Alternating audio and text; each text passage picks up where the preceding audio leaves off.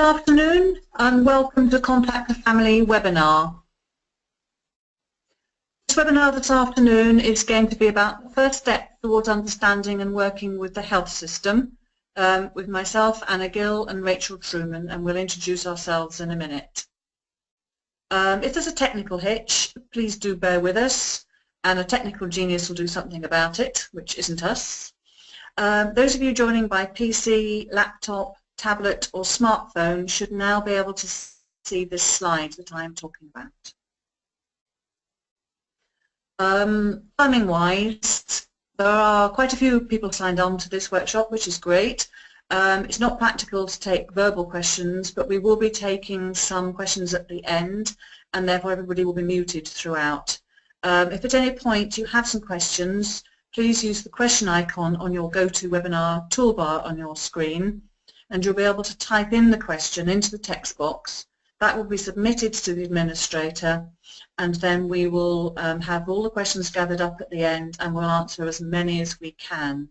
Obviously, there could be quite a wide range, but anything that we can't answer now and any relevant and future questions will be added onto the CAF website. If there's something specific to your area, we might well be suggesting about talking to your advisor, or might be able to come back to you, but hopefully that we will be able to answer at least some of them today. At the end of the webinar there will be a short questionnaire that will launch, and please could you kindly fill this out, because this will help CAF plan future online training events. So we've called this webinar First Steps Towards Understanding and Working with the Health System. So there's myself, Anna, Contact Family Associate. And hi, I'm Rachel, and I run the South Gloss Parent Carers Forum. So we've worked together within the health arena, and we'll be talking about some of that today. I think the main thing I want to start with is why the title says as it is, First Steps. Even if we had hours and hours and hours, understanding the health system proves almost impossible, even for those working within it. And as soon as you get your head around it, it changes. It's a never-ending change. So this really is first steps, and we hope to signposting people to where to find out more, and to hopefully entice you to want to work more with the health system, or help you get the health system to work with you. So what are we covering today? We're going to have a bird's eye view of how the health system is structured, an introduction to commissioning within the health system, and these are really top level things, and we'll show you where to find out lots more. Looking at key levers for change within health. There are a lot of levers, there are a lot of duties on health to engage with patients and the public. We're going to be looking at a few top tips, and then we're going to be hearing about challenges and successes from the forum's view, from Rachel, and how it's worked in reality for them. And we're going to be signposting people to information and tools to hopefully improve engagement. The aim by the end of the session is that you will have gained some knowledge as to how the health system works, know where to find out much more, have a wider understanding of what levers for change that you might use and flag up when working with health people to get your forum's voice heard, and hopefully have more confidence when meeting with health managers and commissioners. This has all been condensed from a workshop that was 4 hours, so please bear with us if you think that we're flying too high and are not really covering into detail. The website will be having this webinar on next week, with some more detailed appendices that will be sent out as well about how to find out an awful lot more. And for those of you that can't sleep at night, there's a lot of information about the health service if you'd really like to discover it. So why is working with health seen as such a challenge for us in forums? I think probably working with education and social care seemed a challenge when we first started. Back in the days of aiming high, and we first started getting involved in parent care participation.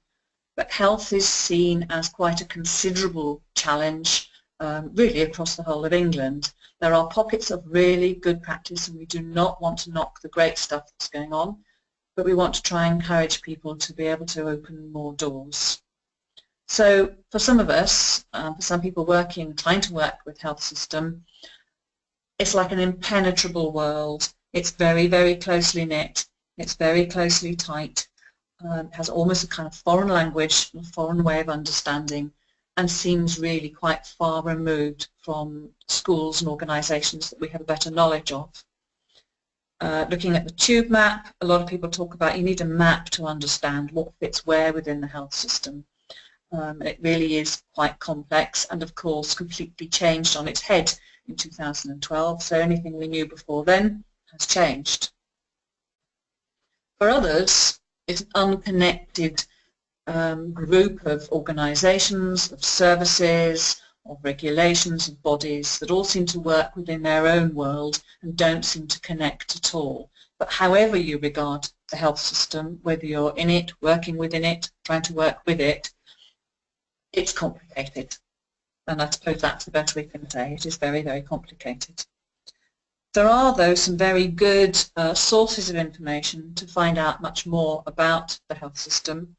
And one of them that we're flagging up in here, and we'll give you a link, is the King's Fund. King's Fund is a national non-profit think tank that produces a lot of very, very valuable information about the health system. It is all age, so it isn't specifically about children, but you will find children in there a great deal. And I think one of the things that we have to do as forums is find where do children fit, and children with SEN and disability, where do they fit within the health world, rather than expecting the health world to fit around us, because sadly that's the reality. You don't need to know all the detail of the health system about national commissioning, about national bodies, but it does help to realise there is quite a rigid structure and there is quite defined roles and responsibilities across the whole of the NHS. And so I suppose what we're hoping to do is that you can then find what is of value to you locally, what do you need to know locally. But one of the reasons for using this diagram, and there is a link to it shortly, is that the NHS is quite a rigid system. So much as we might want to change things as forums, some things aren't changeable. So starting at the top we have the Department of Health, led by a Secretary of State, and at the moment that's Jeremy Hunt, and of course you might have well heard his name on the news quite a lot recently. The Department of Health brings out a mandate to NHS England, and this sets out a number of requirements that basically sets the direction of flow. At the moment the mandate is looking towards 5 years, the next 5 years, but has particular targets and particular requirements for each year. And I know that some of the forums were being involved with the mandate review last time. The mandate basically sets out objectives, which tells NHS England what it must seek to achieve. It sets out requirements for NHS, what NHS England must comply with, and it sets out, and this is where obviously life makes things quite difficult, the resources and the boundaries within which it must operate, the money basically. Looking down below, it divides into public health England, and public health now, particularly for us and our families, comes down through to local authorities. So by public health we're talking about keeping the public healthy. So obviously that's things like smoking, obesity, inoculations, the Healthy Child programme, and they also protect us against things like flu, Zika virus, and all the other big global concerns.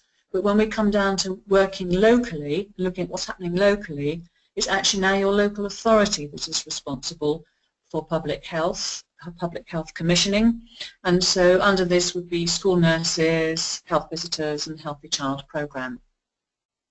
Coming to the right hand side, then you've got the national body of NHS England, which produces specialist services. They commission specialist services, and what has become specialist has become tighter and tighter and more narrowly described over the last few years.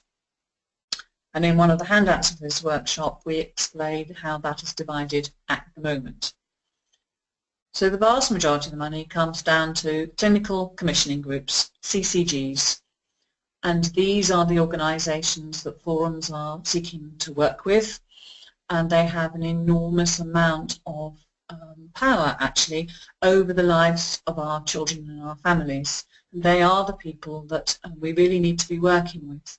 A lot of forums have had very good working relationships with individual clinicians, community paediatricians for example, or for health visitors teams or speech and language therapists, but actually those people are very dependent on the decisions made by the clinical commissioning group, and that is the kind of level that we were targeting working with. So I'm going to leave this diagram with you to have a look at in more detail, and you can find much more about it on their website. So some of the resources that talk more about the structures. The Contact a Family Toolkit, we'll be talking about this shortly, and hopefully some of you will have seen it. This was what was developed at the end of the Health Participation Project led by Sarah Thomas that finished in March this year, and is the product for sharing with forums to understand quite a lot about how to try and engage with local health partners. The King's Fund is the link that mentions the structure that I've just shown you. They have a very good video that explains just how complicated the health system is, although it is now slightly out of date. And they have updated this link because they now have some very good handouts and instructions on all the things that have changed even since April this year. There have been changes.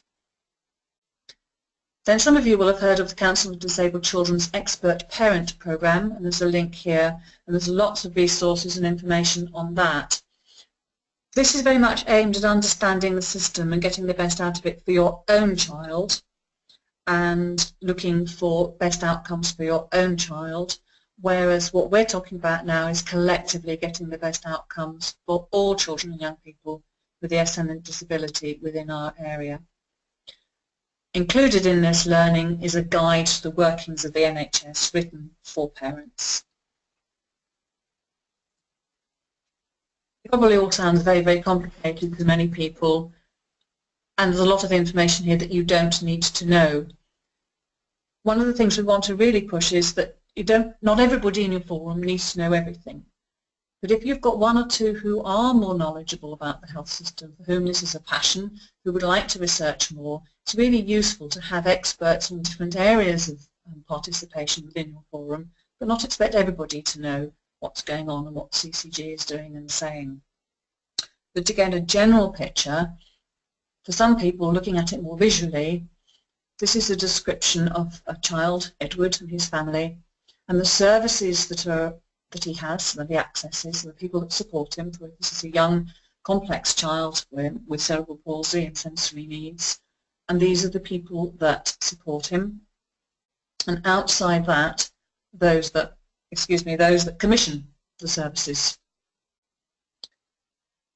So NHS England is very much specialist and GPs, although that is changing, and in some of the links that we've put on here for you, it explains that actually there is some devolved commissioning now, which means that CCGs are widely starting to commission primary care services, services within the community that we all access, such as GPs. But looking at the bottom of the segments, clinical commissioning group for children with SEN and health needs and complex health needs are very, very important. They are the deciding body about how much is provided, what is provided, who gets what. These are the people that we really need to be trying to work with. They're involved with commissioning decisions, and NHS commissioning is very much a process, as there is any commissioning. And this is around strategic planning, procuring services, i.e. buying them, and then monitoring and evaluation. So across strategic planning, procuring and monitoring, we really want to have the parent carer voice involved at every level and at every stage.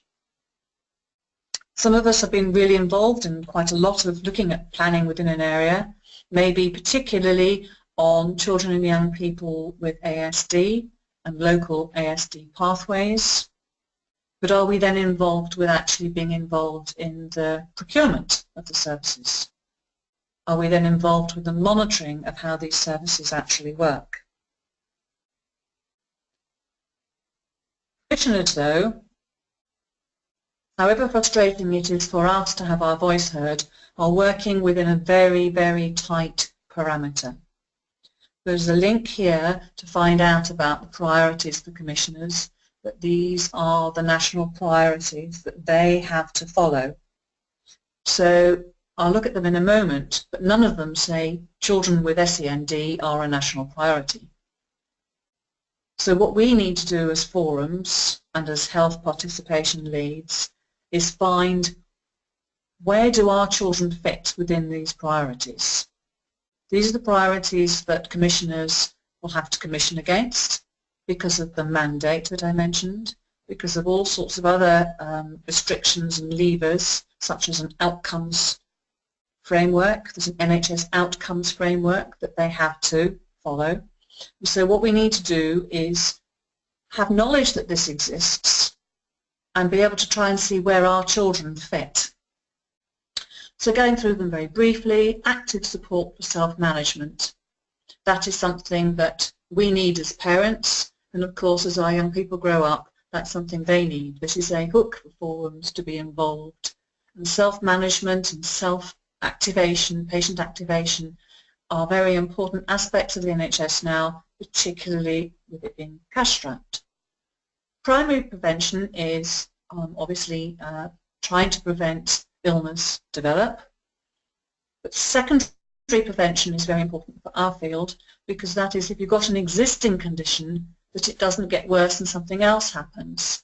So secondary prevention might be, for example, child or young person with learning difficulty or autism not automatically heading towards mental illness or a lack of mental well-being, and the first steps to try and prevent this. And I'm sure as I say this, everybody's groaning and thinking, yes, we know this, and it's not happening. But these are the hooks that we need to be saying to forums. Forums need to be saying to the CCGs, we understand you have a remit to look at secondary prevention. We have children who are at high risk of needing prevention for secondary conditions and for things getting worse and escalating, and we want to work with you. Other examples might be, for example, children who have got cerebral palsy, who do not get enough exercise, who perhaps then might get chest infections, or young people with disabilities who don't get enough support to exercise and manage their diet, who end up with obesity and diabetes and all sorts of things going on from there. So what we have to do is find these hooks. Number 4, managing ambulatory care sensitive conditions is a real mouthful. Basically it means preventative admissions, stopping children, for us, going into hospital that don't need to be. So an ambulatory care condition is basically a long-term condition that can be managed in the community and managed at home, which is most of our children. Improving the management of patients with both mental and physical health needs, a huge issue of course for us as forums. Care coordination, again, improving primary care management of end-of-life care, which includes of course babies, children and young people. Effective medicines management is probably the least important of the hooks for some of us. Managing elective activity, that means going in for elective treatment, investigations and operations, and managing emergency activity. So basically these priorities are ones that as parents and as forums we can hook onto. There are quite a lot of national levers and duties around participation.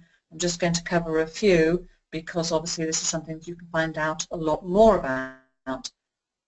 But it is really quite powerful to know them, and it is powerful for health people to understand that you know them. Right at the top of this is the NHS Constitution. The NHS belongs to the people. It is there to improve our health and well-being.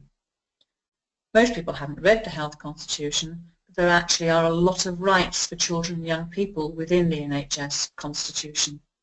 The Council for Disabled Children have done a very good piece of work, which is on their resources list, of children's rights within the NHS Constitution.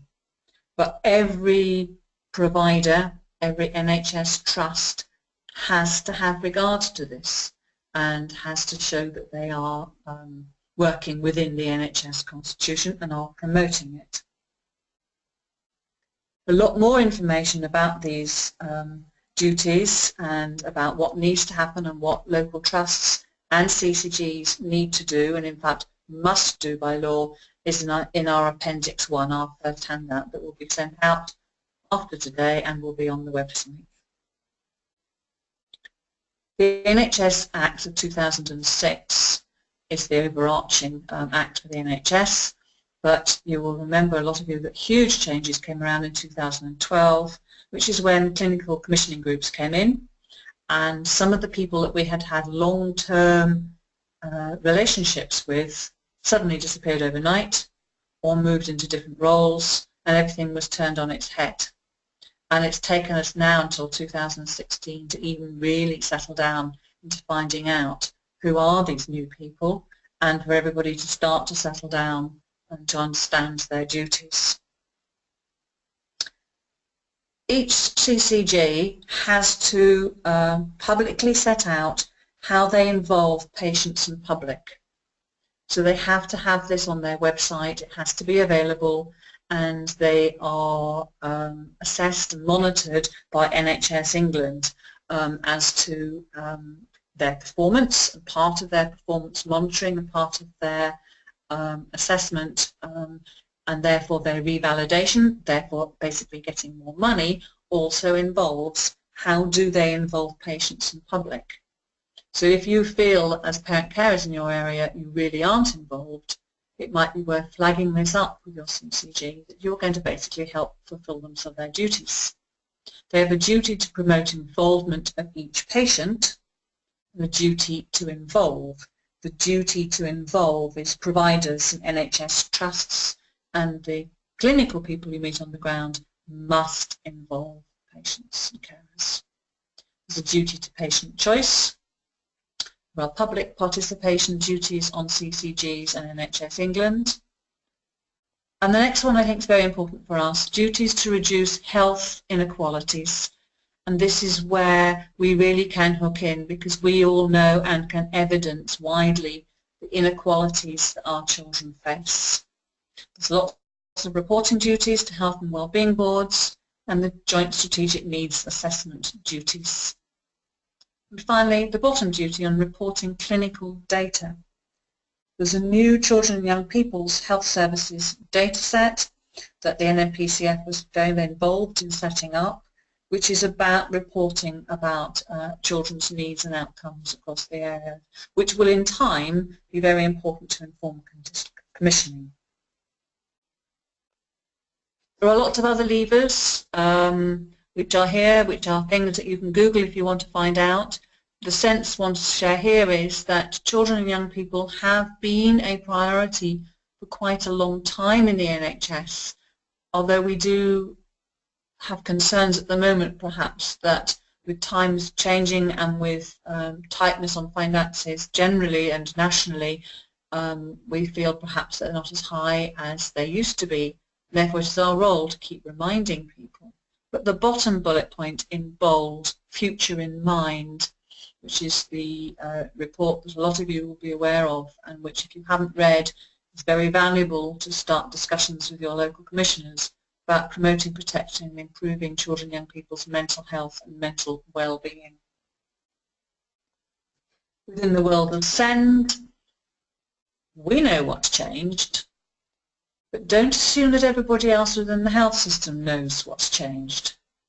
What you'll actually find is that within your forum and collectively you will know far, far more than many, many frontline practitioners and an awful lot more than a lot of health commissioners, because they are responsible for commissioning from birth to death. Children nationally are about, I think I'm correct in saying, about 20% of patient workload, and therefore within that 20%, our children with SEN and disability are unfortunately, well, luckily for us, but within our priorities, we're not a very high priority, we're not a large number. So we know that SEN and disability is 0 to 25. We know about the changes in plans, that anything that's in your education, health and care plan that is outlined as health provision has to be provided by the CCG or NHS England. We know there are new reporting and joint working duties, joint commissioning duties, that areas are strongly advised to have a designated medical officer or clinical officer. This isn't a must within the reforms, but we're already seeing within the local area inspections, areas are being picked up, they don't have somebody in place and picking up those duties. Probably the next bullet point is very, very important. Local area inspections. Personally, I think this is going to be the lever for us to be really, really involved, particularly with health, because I think it's going to come as quite a shock to many. They're already coming as a shock to many, and we are there to help. And I think if we approach this with, we are here to help you, you will be asked by CQC about your work with parents, individually and collectively, so let's help each other.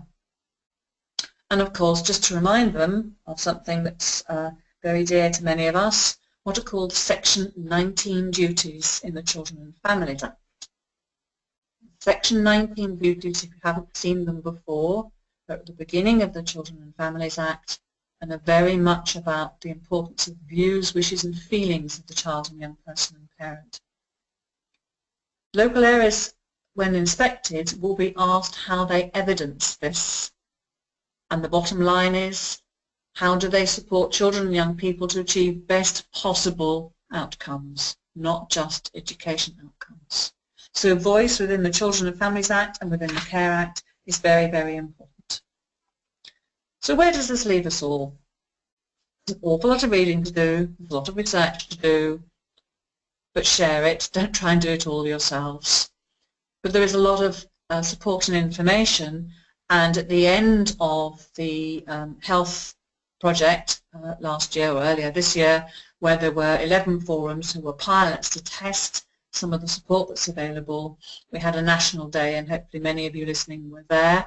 And there was a huge collection of parents and forums, CCGs, regional health people and national leaders, all looking at how can we work together. We're at the beginning of a journey. One of the things that came out of this, and the graphic below is the graphic that was done that day, is the toolkit I mentioned earlier. The toolkit is on the website and would really strongly recommend as being very, very useful. Certainly if you start on this journey or look at some of the things that you might want to do. It looks at who are the decision makers in health services, so it talks quite a lot about some of the things I've been covering, about how decisions are made in the commissioning process, about national legislation and policy, about getting to know your local system. This is the most important thing. Who are the people out there that you need to know? Who are the people that you need to find, and what are they called, and what are their roles?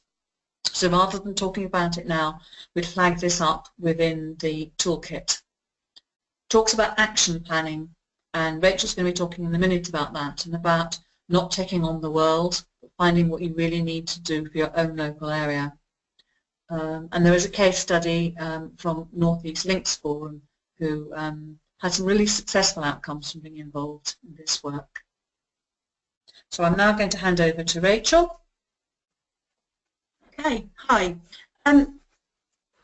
When the chance to apply for the pilot, we thought we don't really know what was going to be involved, and we didn't really know what to expect.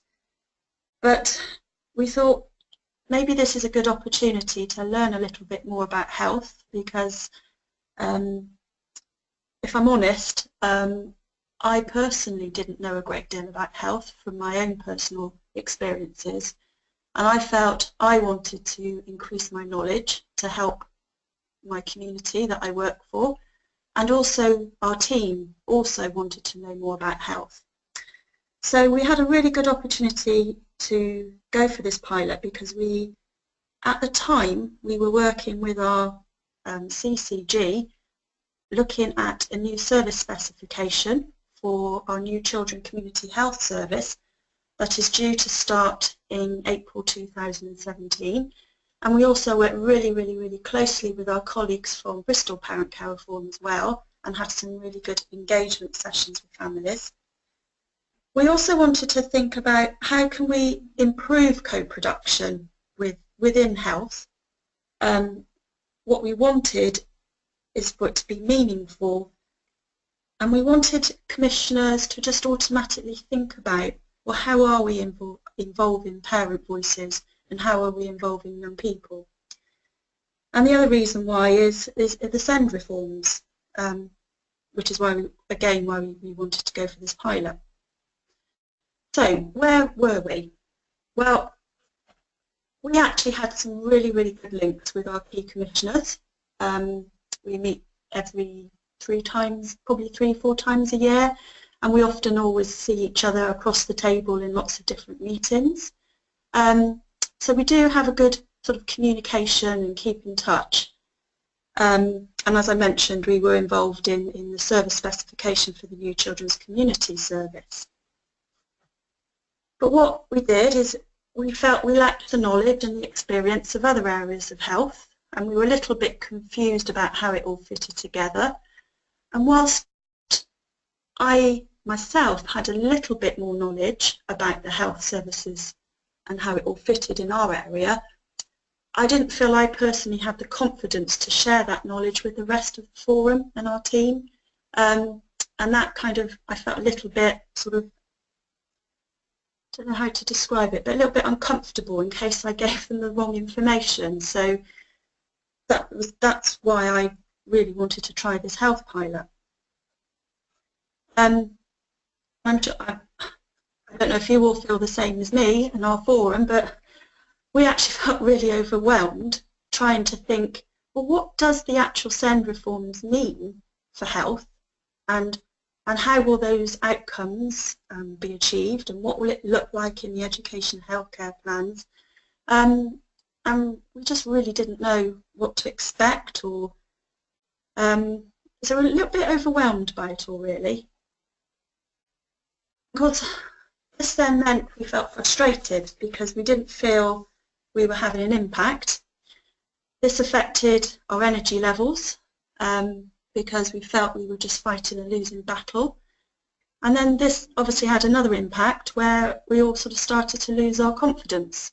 You know, and I'm one of the co-founders of our forum in South Gloucester, so I've been working sort of for 6-7 years on the parent forum, but my confidence levels were decreasing, and I didn't know if I had the energy to carry on.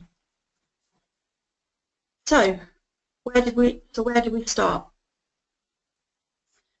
So what we did is we ran an initial team meeting with a core group of parents that I asked to get involved. We all had a mixture of different needs, different personal experiences, and it was a really good sort of meeting to offload about how we were all feeling about meetings, and we came up with a massive list of changes. And at the end of that meeting, or the end of that day, my heart I had palpitations because I thought, what am I going to do now? How am I going to deliver this? How am I going to help all these parents see that the forum's going to make a huge difference? And I just thought, oh dear, I wish I hadn't done this pilot now. But it was a really good opportunity just to talk. And one of the key things that I remember saying to Contact a Family when Sarah was running the health project was that before I go into a lot of work trying to make changes for our local area, I wanted to know, and I felt it's really important, and when I say I also mean our forum, that these messages should be coming down from the top about the importance of co-production.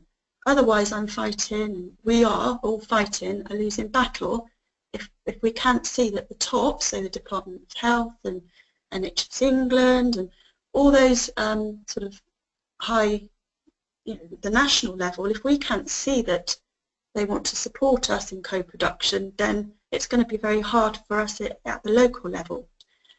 And so the health conference was designed and put on, and it was a really useful experience to attend, where we met key people who gave us, and we took quotes from them. It was a really useful conference to attend.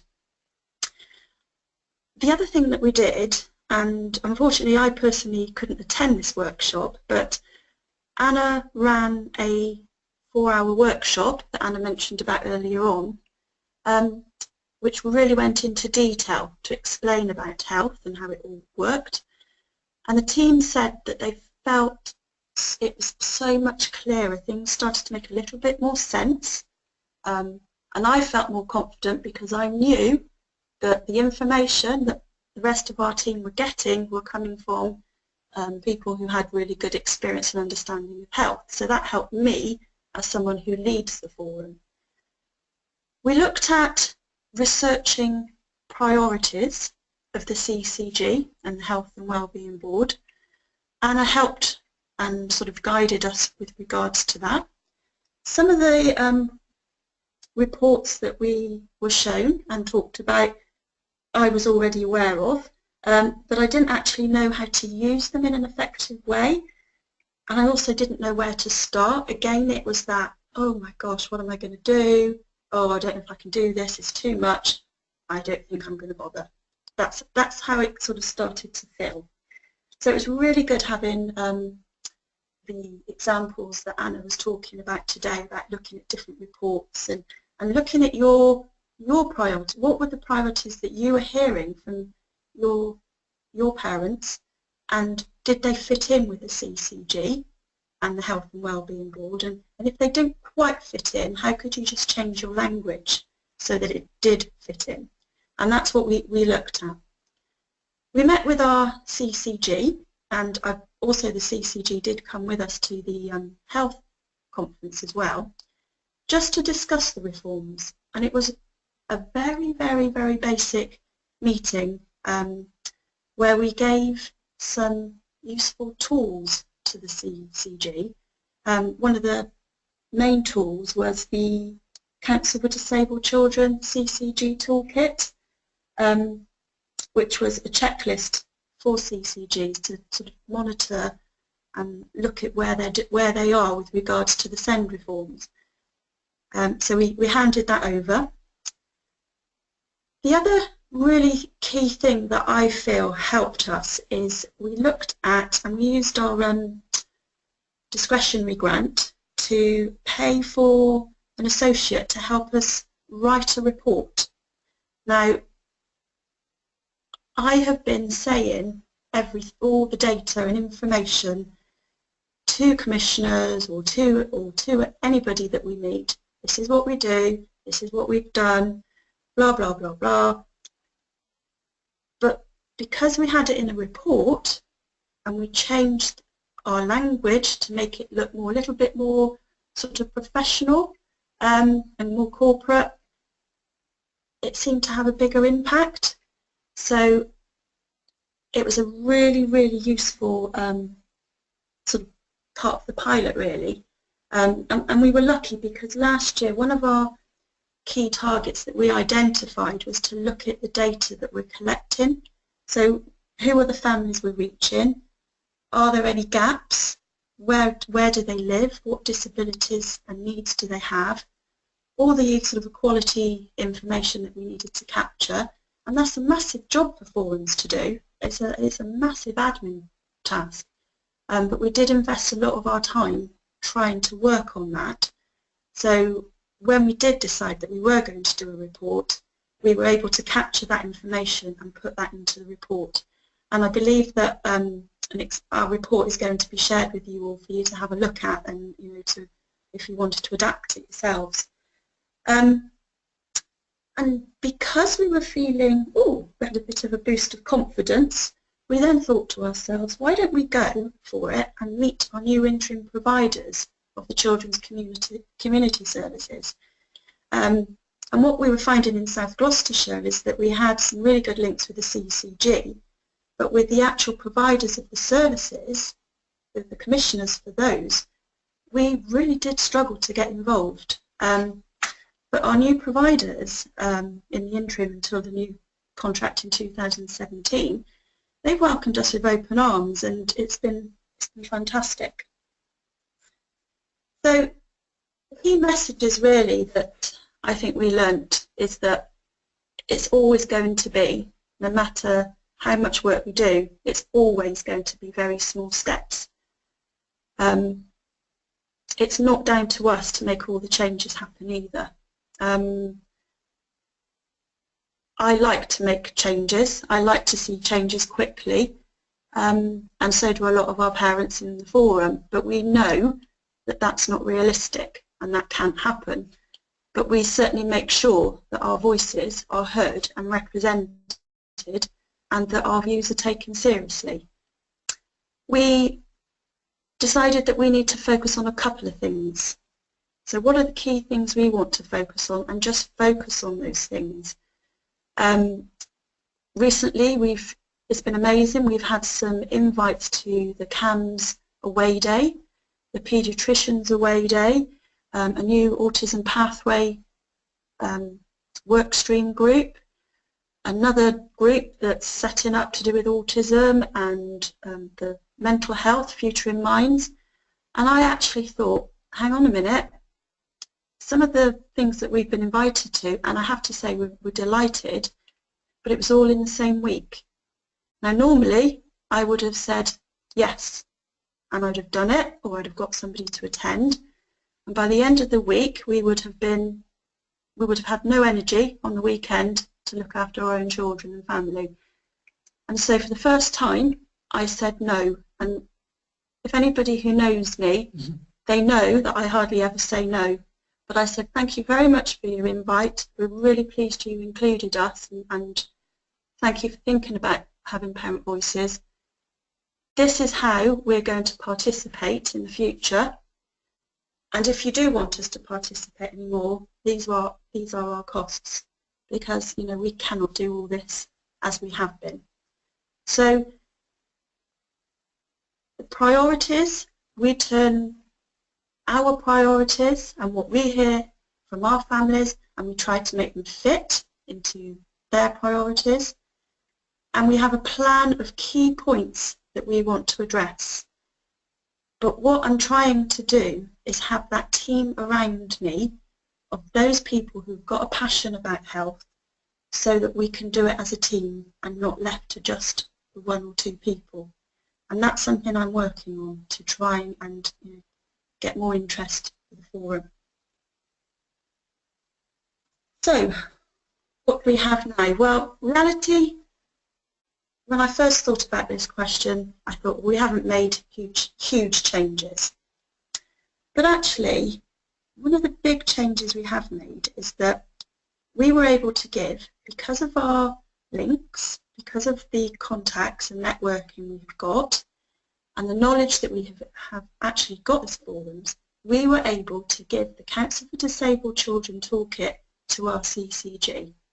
And they absolutely have loved that, because it's really helped them to try and unpick what the SEND reforms mean, because they didn't really know what they had to do. They have now been able to use that toolkit. They've now been able to identify their priorities, where there are huge gaps, where they need to invest their time. They've spent a good couple of months going through this checklist, and we're going to be meeting with them very shortly about the next steps.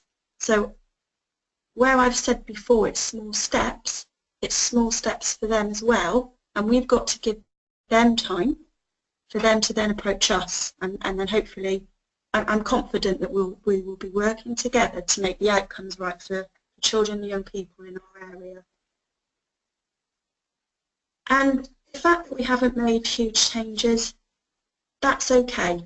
And that's what I keep saying to our team now. It's okay that we're not seeing the big changes we want as quickly as we want, but we are doing what we can do, and that's to keep ensuring that our voices are heard and work together. So we have better knowledge now and understanding as a team. We're not thinking that we have to do everything. We're turning what we hear. Oh, sorry, I lost my thread there. We've made lots of new links with key people within health services, and one of our next targets is we want to make a link with a member of the board of the CCG. That will be our next sort of target, just to give them one of our reports, set the scene, show them who we are. Mentioned earlier, we now have our plan of action. We're going to focus just on a couple of priorities and make sure that we do that as best as we can, rather than have lots of different priorities and not do the job as well as we could. And always we keep referring to everything that we do about our outcomes. What are the outcomes that we're going to achieve? And we always turn that around to focus on the outcomes that we have for our children and young people. We still use the health toolkit because, you know, it's very hard to keep all this knowledge in our heads. So we're going to always keep referring back to that toolkit. And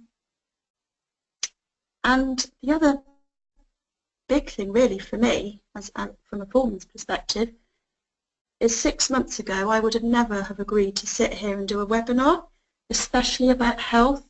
So although we've not made massive changes, it's given us the confidence to feel and the focus to feel that we perhaps could do something.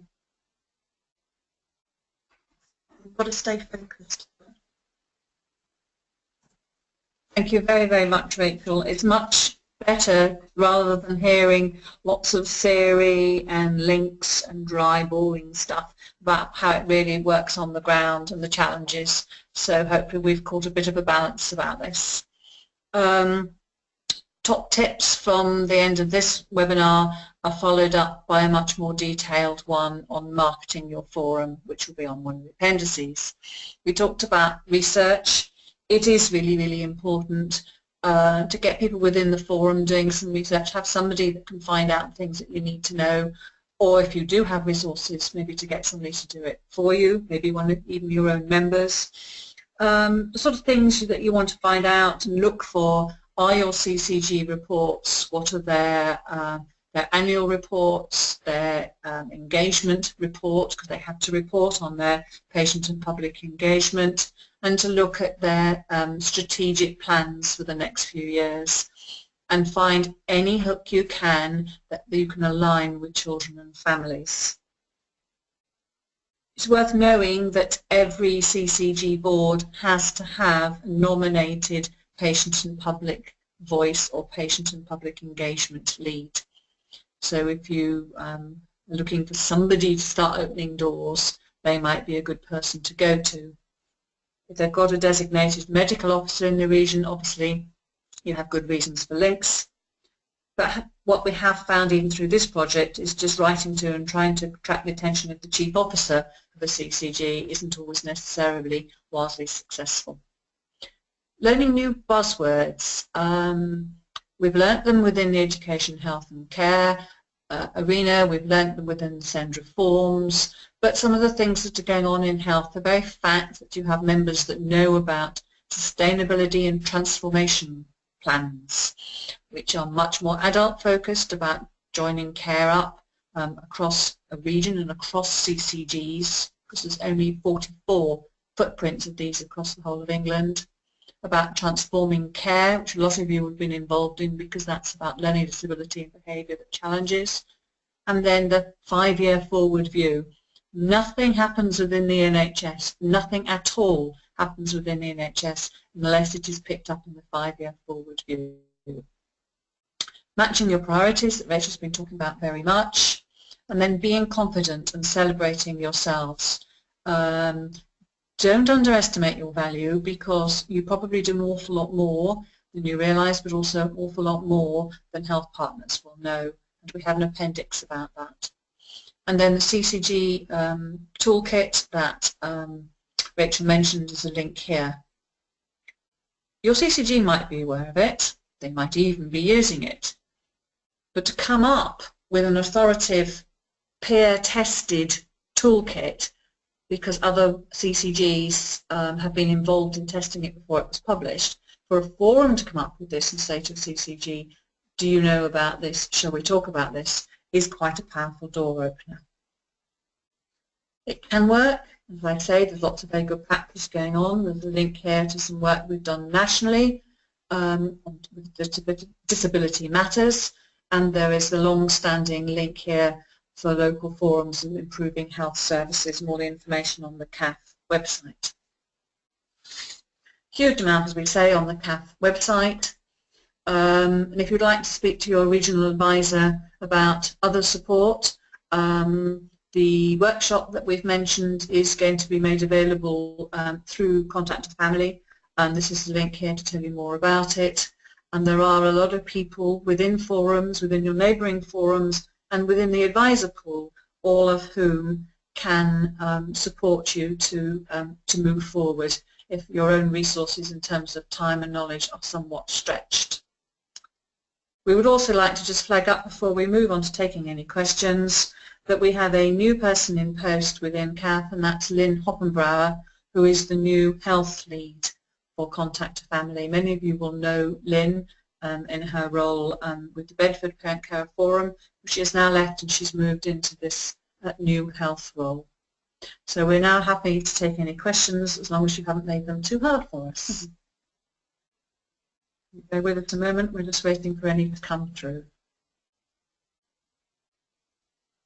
As we say, anything that does come up that we can't answer now will be ones that we will put on the website. Oh, blimey, there's loads. Goodness me. Right, bear with us at all. First one, let's take a first one, that's one for you. First one, who would normally sit on a health and wellbeing board locally? Could a forum have a representative there? Health and wellbeing boards that were set up under the Health and Social Care Act of 2012 are quite prescriptive about who must be there. So there has to be a CCG representative, Director of Children's Services, lead officer from your council for children, and Health Watch. It is very, very rare, and I don't personally know of any forum that sits in the Health and Wellbeing Board. I think there might well be some, and if there are, it would be very nice for people to let CAF know and write up about it to put onto this website. But on the whole, what most areas do is, sitting below the Health and Wellbeing Board is the Strategic Board for Children and Young People with SEND, and we most definitely should be at the table there. Yeah. And we work with Health Watch, our local Health Watch South Gloucestershire. So if we had any concerns, we would ask them, we would feed that through to Health Watch, who do sit on the board. I've got a really nice comment here actually, and it says it's not necessarily the huge changes that we need to make, but it's more about the little changes we make over the place. Example, providers holding meetings in your time, providers recognising you and speaking to you, inviting you to their other meetings, and eventually it's the small changes that may join up.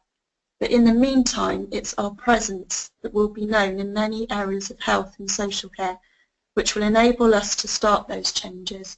And that is exactly what I feel we learnt as a forum. So that I think is a really powerful comment. It's the small changes that when they link together, it can change things. Yes, very much so. There's a question here about local area inspections that I was talking about. Yes, the local area inspections is the SEND local area inspection, which is where the local authority and health and all partners are inspected within the area. So say that you live here like in South Gloucestershire area would be inspected, and that is by Ofsted and CQC. There's a lot of information starting to come out, and certainly would recommend through the NNPCF, it gets flagged up when the review letters come out. So after an inspection, there is a letter sent to the local area with good practice, but also suggestions for improvement or requirements for improvement. They're not graded in the same way as like a school might be, but you will pick up a lot of information from looking at these first initial letters. They are worth taking note of, because then you could take them to local partners and say, look, this is the sort of thing inspectors are looking at in other areas. Are we ready? Can we help you become ready? Okay, I've got a question here about the did our local authority and CCG share their draft service specification with us following consultation? I'm trying to remember, but I don't think we did actually see it in the same detail as perhaps we wanted to, which I can understand. Once you've put all that work in, you would like to see the specification, what it looks like after it's been consulted on. What I do remember though is that I met with our CCG and said, how do we know that our views have still been kept in there?